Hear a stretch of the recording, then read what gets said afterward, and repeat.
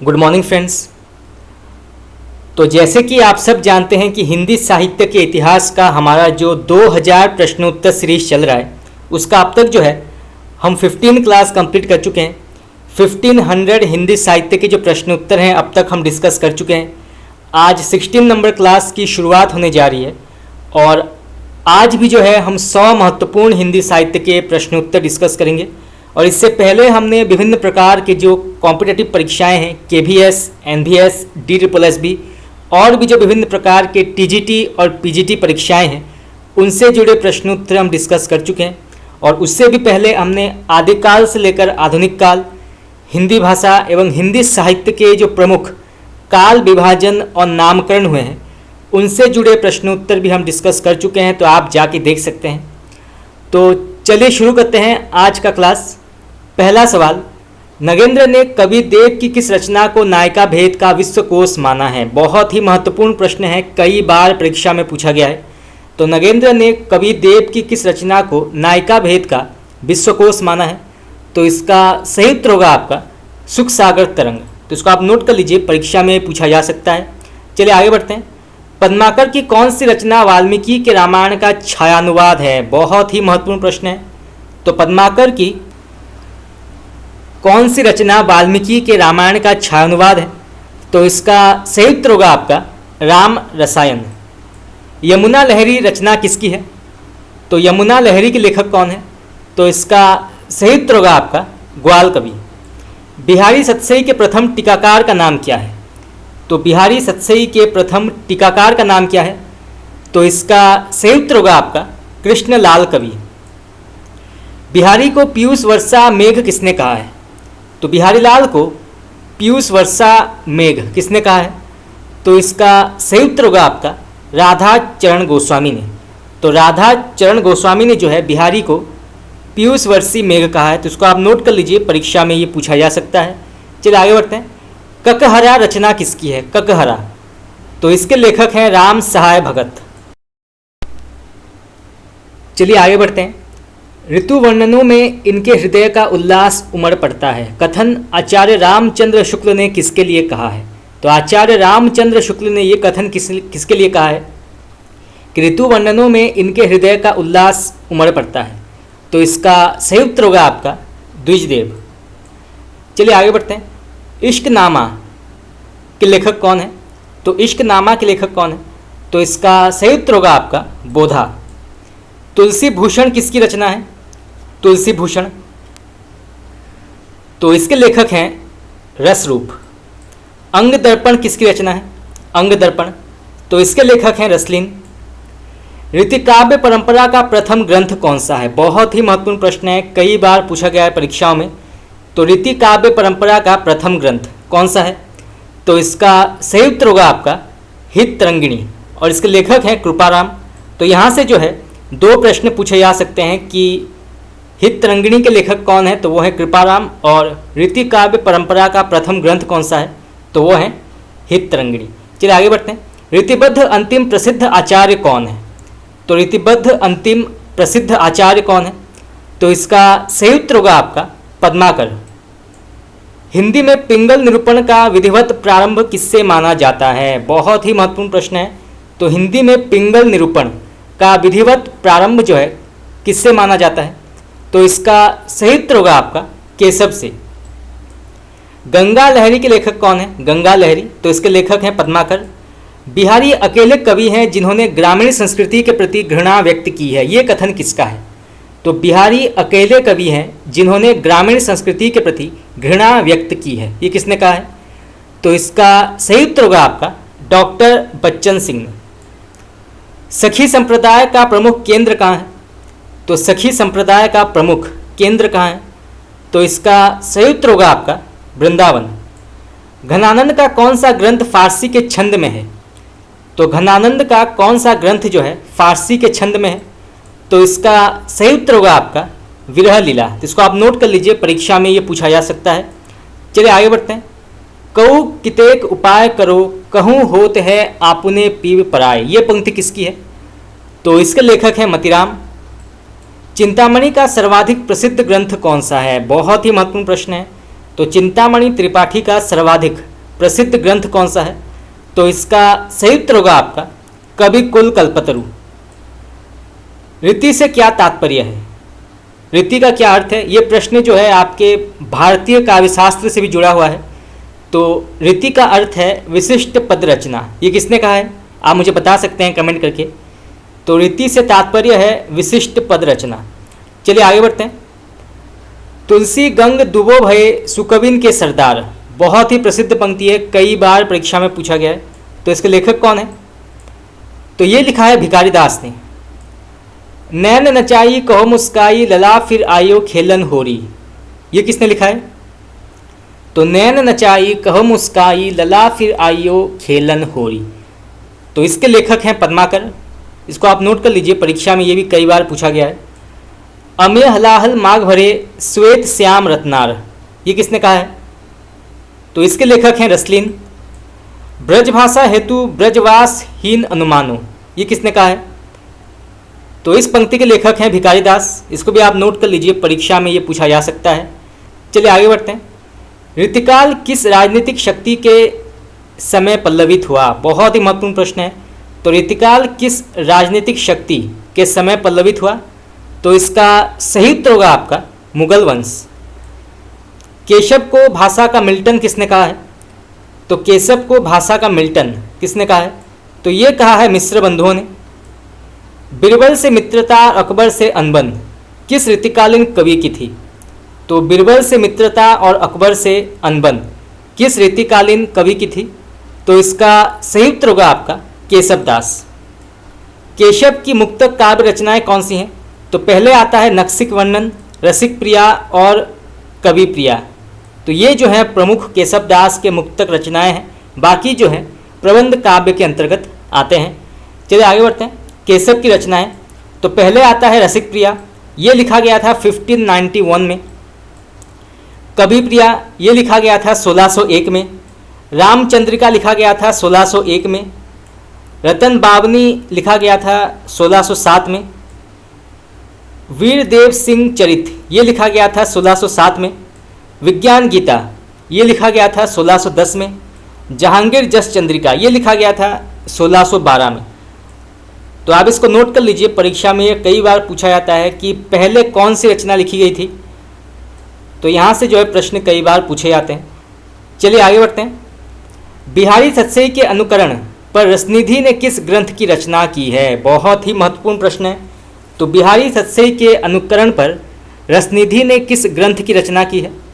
तो इसका सही उत्तर होगा आपका रतन हजारा। बिहारी के प्रसिद्ध का कारण क्या है? तो बिहारी लाल के प्रसिद्ध का कारण क्या है? तो इसका सही उत्तर होगा आपका कल्पना की समाहार शक्ति एवं भाषा का समाज शक्ति। तो ये जो है मुख्य कारण है बिहारी के प्रसिद्धि का।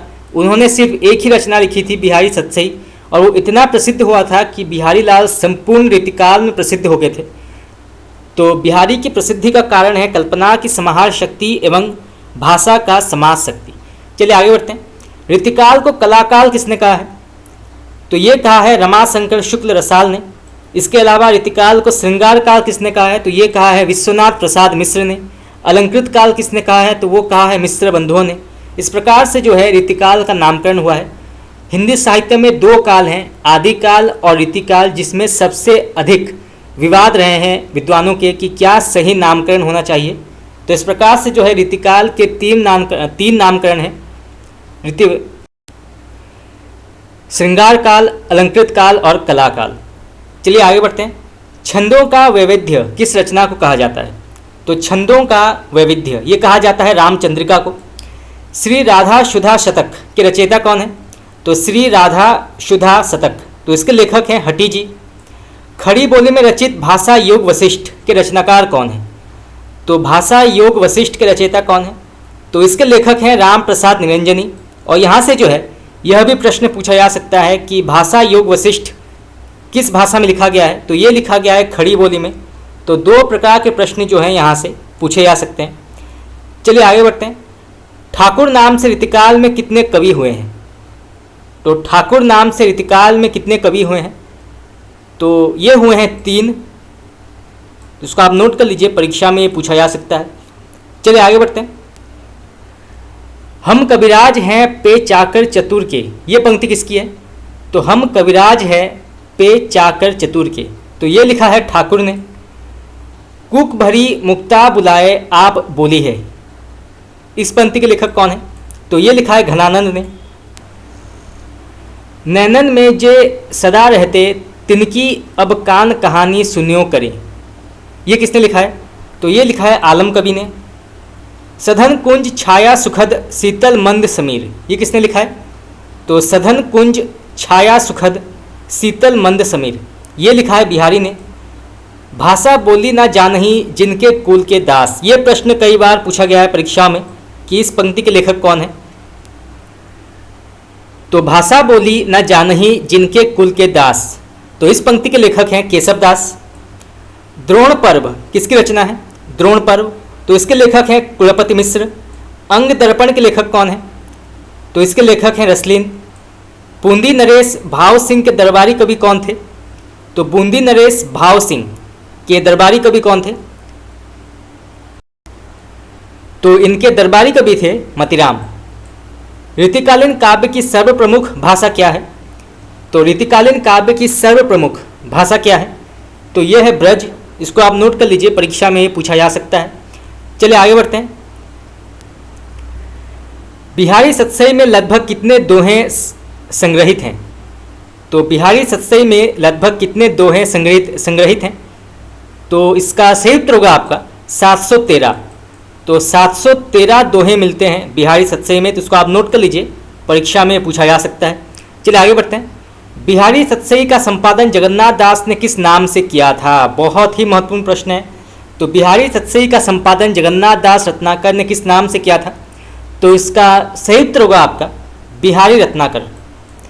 इनमें से केशव द्वारा लिखित महाकाव्य कौन सा है? तो इनमें से केशव द्वारा लिखित महाकाव्य कौन सा है? तो इसका सही उत्तर होगा आपका रामचंद्रिका। केशव को कठिन काव्य का प्रेत क्यों कहा जाता है? यह प्रश्न कई बार पूछा गया है परीक्षा में। तो केशव को कठिन काव्य का प्रेत क्यों कहा जाता है? तो इसका सही उत्तर होगा आपका काव्य में क्लिष्टता के कारण। तो आपका सी ऑप्शन जो है बिल्कुल यहाँ पर सही है। तो काव्य में क्लिष्टता के कारण जो है केशव को कठिन काव्य का प्रेत कहा जाता है। आचार्य रामचंद्र शुक्ल के अनुसार हिंदी के अधिकांश अलंकार ग्रंथ किनके अनुकरण पर लिखे गए थे? तो आचार्य रामचंद्र शुक्ल के अनुसार हिंदी के अधिकांश अलंकार ग्रंथ किनके अनुकरण पर लिखे गए थे? तो इसका सही उत्तर होगा आपका चंद्रालोक एवं कुवलयानंद। तो आपका डी ऑप्शन जो है बिल्कुल यहाँ पे सही है। चलिए आगे बढ़ते हैं। इनमें से सर्वांग निरूपक कवि कौन है? तो इनमें से सर्वांग निरूपक कवि कौन है? तो इसका सही उत्तर होगा आपका ऑप्शन नंबर ए भिखारी दास। आचार्य रामचंद्र शुक्ल ने आदिकाल में देश भाषा काव्य में कितने पुस्तकों की संख्या मानी है? तो आचार्य रामचंद्र शुक्ल ने आदिकाल में देश भाषा काव्य में कितनी पुस्तकों की संख्या मानी है? तो इसका सही उत्तर होगा आपका 8। जनता की चित्रवृत्ति का संचित प्रतिबिंब ही साहित्य है, ये किसने कहा है? तो जनता की चित्रवृत्ति का संचित प्रतिबिंब ही साहित्य है, ये कहा है आचार्य रामचंद्र शुक्ल ने। भाषा सर्वेक्षण के रचयिता कौन है? तो इसके लेखक हैं जॉर्ज ग्रियर्सन। पृथ्वीराज रासो कितने प्रकार के छंदों में लिखा गया है? ये प्रश्न कई बार पूछा गया है परीक्षा में। तो पृथ्वीराज रासो कितने प्रकार के छंदों में लिखा गया है? तो इसका सही उत्तर होगा आपका 68। उपदेश रसायन रास के रचयिता कौन है? तो उपदेश रसायन रास के लेखक हैं जिनदत्त सूरी। पृथ्वीराज रासो काव्य किस कोटि का है? तो पृथ्वीराज रासो काव्य जो है किस कोटि के अंतर्गत आता है? तो इसका सही उत्तर होगा आपका वीरगाथा महाकाव्य।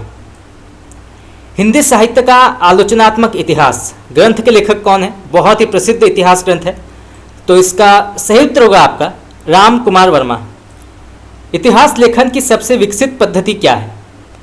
तो इतिहास लेखन की सबसे विकसित पद्धति क्या है? तो इसका सही उत्तर होगा आपका विधेयवादी पद्धति। विद्यापति ने कीर्तिलता को किस संवाद रूप में लिखा है? तो विद्यापति ने कीर्तिलता को किस संवाद रूप में लिखा है? तो इसका सही उत्तर होगा आपका भृंग भृंगी। राठौरारी ख्यात के रचयिता कौन है? ये प्रश्न भी कई बार पूछा गया है परीक्षा में, तो आप इसको नोट कर सकते हैं। तो राठौरारी ख्यात, इसके लेखक हैं दयाल दास। नाथों में रसायनी कौन थे? तो नाथों में रसायनी कौन थे?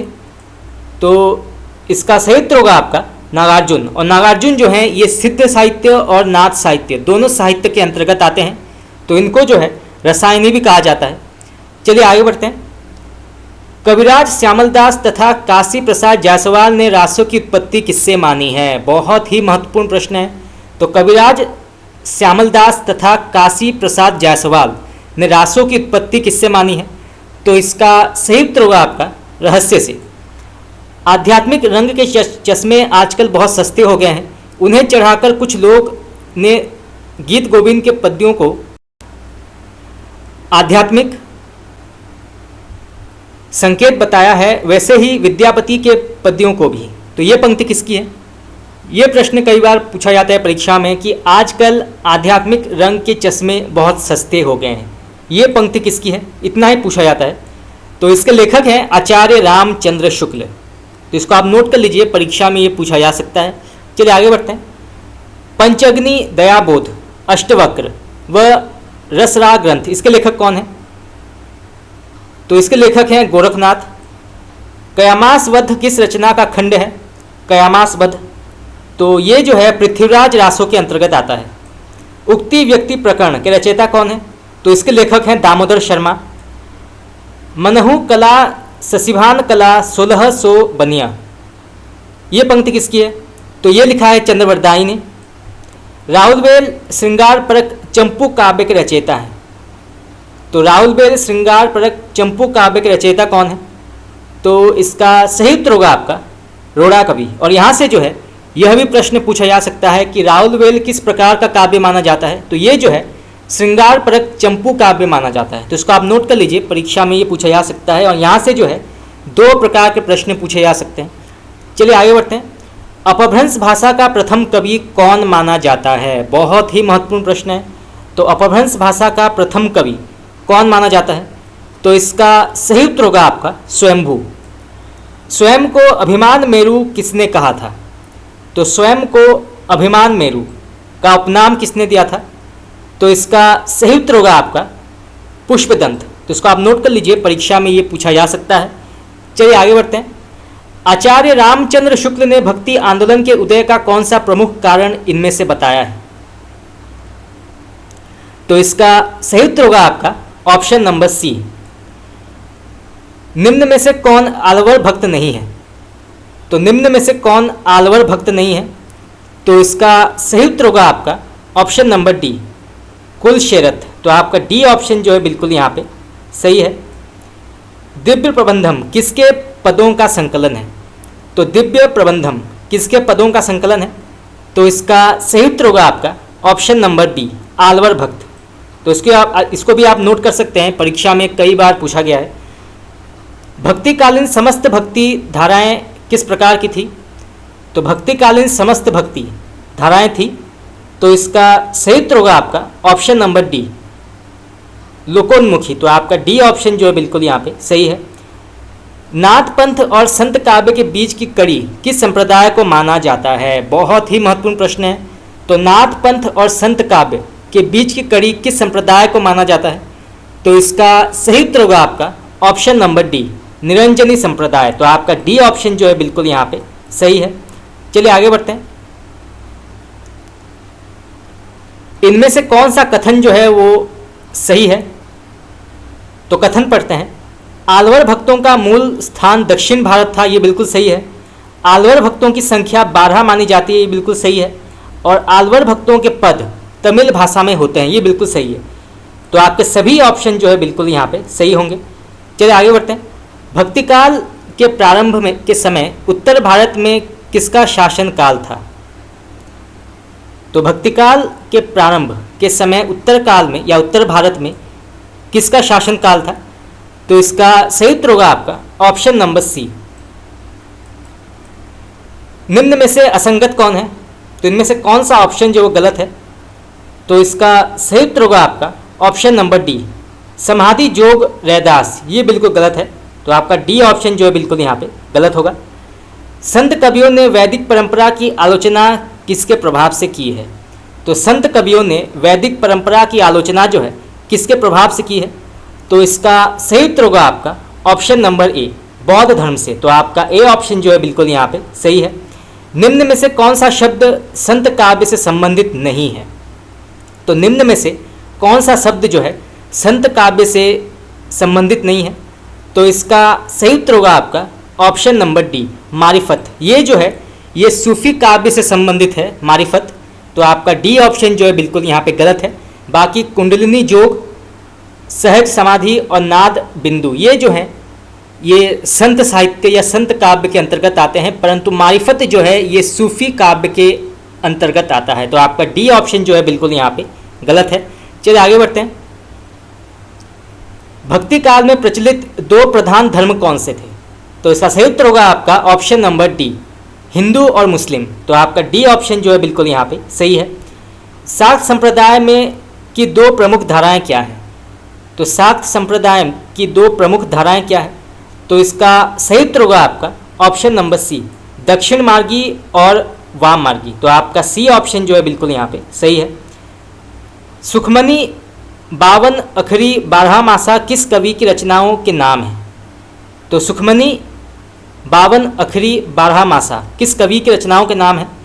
तो इसका सही उत्तर होगा आपका ऑप्शन नंबर सी, गुरु अर्जुन देव। तो आपका सी ऑप्शन जो है बिल्कुल यहाँ पे सही है। चलिए आगे बढ़ते हैं। काहेरी नलिनी तू कुम्हालिनी ये पंक्ति किसकी है? ये प्रश्न कई बार आपके परीक्षा में पूछा गया है, नेट में कई बार ये पूछा गया है। तो इसके लेखक हैं कबीरदास। तो इसको आप नोट कर लीजिए, परीक्षा में पूछा जा सकता है। चलिए आगे बढ़ते हैं। आचार्य रामचंद्र शुक्ल ने कबीर की भाषा को क्या कहा है या क्या नाम दिया है? तो आचार्य रामचंद्र शुक्ल ने कबीर की भाषा को क्या कहा है? तो इसका सही उत्तर होगा आपका ऑप्शन नंबर सी, सद्दू-कड़ी भाषा। और पंचमेल खिचड़ी नाम दिया था श्याम सुंदर दास ने। तो सद्दू-कड़ी भाषा नाम दिया था आचार्य रामचंद्र शुक्ल ने और पंचमेल खिचड़ी कहा था श्याम सुंदर दास ने। तो दो प्रकार के प्रश्न जो हैं यहाँ से पूछे जा सकते हैं। चलिए आगे बढ़ते हैं। निम्नलिखित कृतियों को उनके रचनाकारों के साथ मिलान करना है। यहाँ पे जो आपको मिलान करना है सूची 1 को सूची 2 के साथ। तो पहले आता है भरत मिलाप। तो भरत मिलाप के लेखक हैं, तो पहले आता है भरत मिलाप, तो इसके लेखक हैं ईश्वरदास।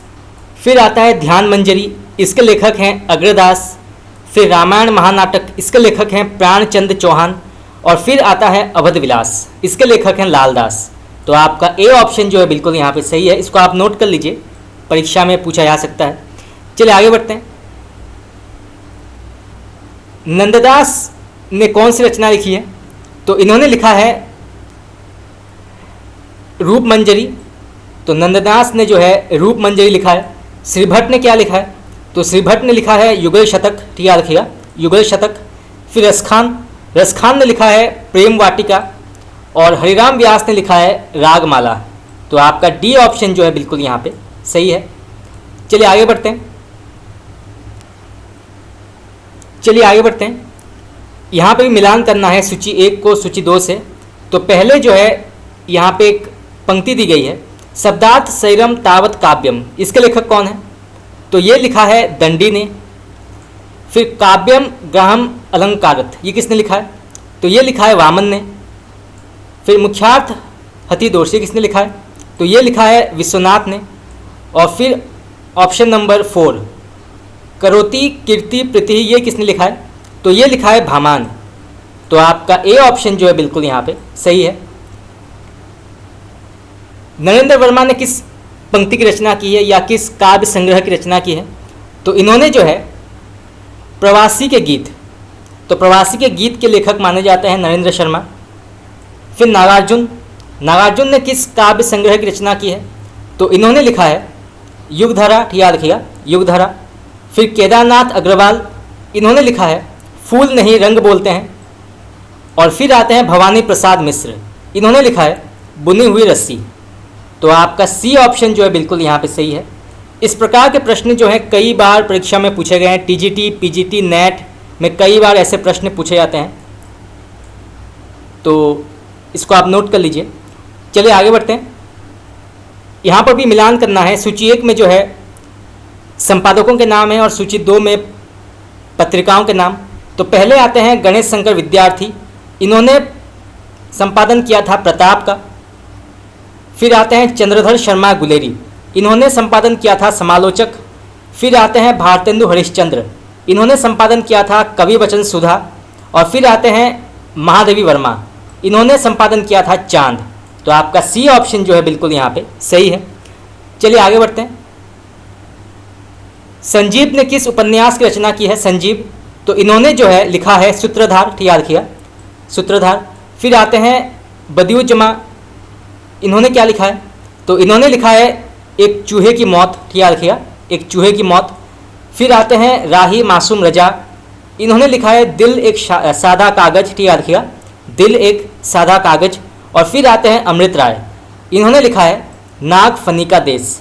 तो आपका सी ऑप्शन जो है बिल्कुल यहाँ पे सही है।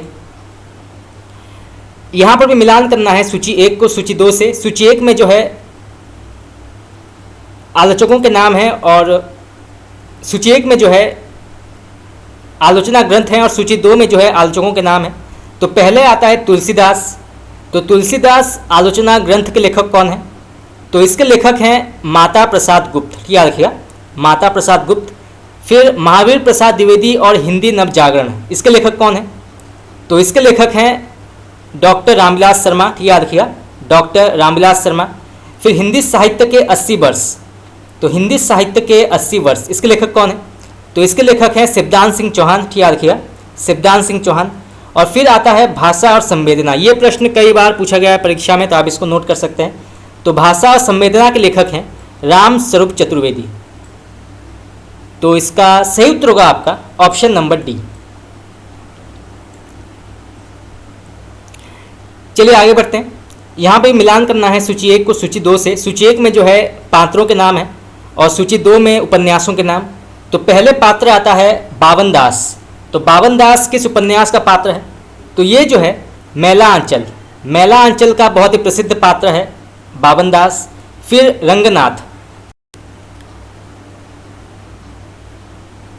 तो रंगनाथ जो हैं ये राग दरबारी के बहुत ही प्रसिद्ध पात्र हैं। फिर आते हैं मंदा, मंदा जो हैं ये इदित्रन के पात्र हैं। और फिर आते हैं नमिता पांडे, ये जो हैं आवा के पात्र हैं। तो आपका बी ऑप्शन जो है बिल्कुल यहाँ पे सही है। इनमें से कौन सी रचना छायावाद का उपनिषद मानी जाती है? बहुत ही महत्वपूर्ण प्रश्न है। तो इनमें से कौन सी रचना जो है छायावाद का उपनिषद माना जाता है? तो इसका सही उत्तर होगा आपका ऑप्शन नंबर बी, कामायनी। तो आपका बी ऑप्शन जो है बिल्कुल यहाँ पे सही है। कृष्णा सोबती के उपन्यास जिंदगी नामा में किस प्रदेश का चित्रण है? बहुत ही महत्वपूर्ण प्रश्न है। तो कृष्णा सोबती के उपन्यास जिंदगी नामा में किस प्रदेश का चित्रण है? तो इसका सही उत्तर होगा आपका ऑप्शन नंबर बी, पंजाब। तो आपका बी ऑप्शन जो है बिल्कुल यहाँ पे सही है। चलिए आगे बढ़ते हैं। केदारनाथ सिंह का पहला काव्य संग्रह कौन सा है? बहुत ही महत्वपूर्ण प्रश्न है। तो केदारनाथ सिंह का पहला काव्य संग्रह कौन सा है? तो इसका सही उत्तर होगा आपका ऑप्शन नंबर सी, अभी बिल्कुल अभी। तो आपका सी ऑप्शन जो है बिल्कुल यहाँ पे सही है। नकेनवाद के कवि किस राज्य के थे? तो नकेनवाद के कवि किस राज्य के थे? तो इसका सही उत्तर होगा आपका ऑप्शन नंबर डी, बिहार। तो आपका डी ऑप्शन जो है बिल्कुल यहाँ पे सही है, बिहार। ऋतिकाल को कलाकाल नाम किसने दिया था? तो ये दिया था, हम पढ़ चुके हैं, रमाशंकर शुक्ल रसाल ने। मिश्र बंधुओं ने जो है अलंकृत काल नाम दिया था और विश्वनाथ प्रसाद मिश्र ने श्रृंगार काल नाम दिया था। The modern vernacular literature of Hindustan का हिंदी अनुवाद हिंदी साहित्य का प्रथम इतिहास शीर्षक से किसने किया था? बहुत ही महत्वपूर्ण प्रश्न है। तो the modern vernacular literature of Hindustan का हिंदी अनुवाद हिंदी साहित्य का प्रथम इतिहास का अनुवाद किसने किया था? तो इसका सही उत्तर होगा आपका option number A, doctor Kishori Lal गुप्त। तो आपका ए ऑप्शन जो है बिल्कुल यहाँ पे सही है। आधुनिक काशी का चित्रण श्री प्रसाद सिंह के किस उपन्यास में है? तो आधुनिक काशी का चित्रण जो है श्री प्रसाद सिंह के किस उपन्यास में है? तो इसका सही उत्तर होगा आपका ऑप्शन नंबर ए, गली आगे मुड़ती है। तो आपका ए ऑप्शन जो है बिल्कुल यहाँ पे सही है। तो फ्रेंड्स आज के लिए इतना ही। आज हमने कुछ और 100 महत्वपूर्ण हिंदी साहित्य के प्रश्नोत्तर डिस्कस किए और इसी के साथ जो है हमारा पार्ट 16 यहाँ पे समाप्त हुआ। और अब तक जो है हमने 1600 प्रश्नोत्तर हमने अभी तक डिस्कस कर लिए हैं। कल 70 नंबर क्लास की शुरुआत होगी और कल भी जो है हम 100 महत्वपूर्ण हिंदी साहित्य के प्रश्नोत्तर डिस्कस करेंगे। तो आज के लिए इतना ही। आप लोगों को कैसा लगा क्लास आप मुझे बता सकते हैं कमेंट करके। आपका बहुत बहुत धन्यवाद।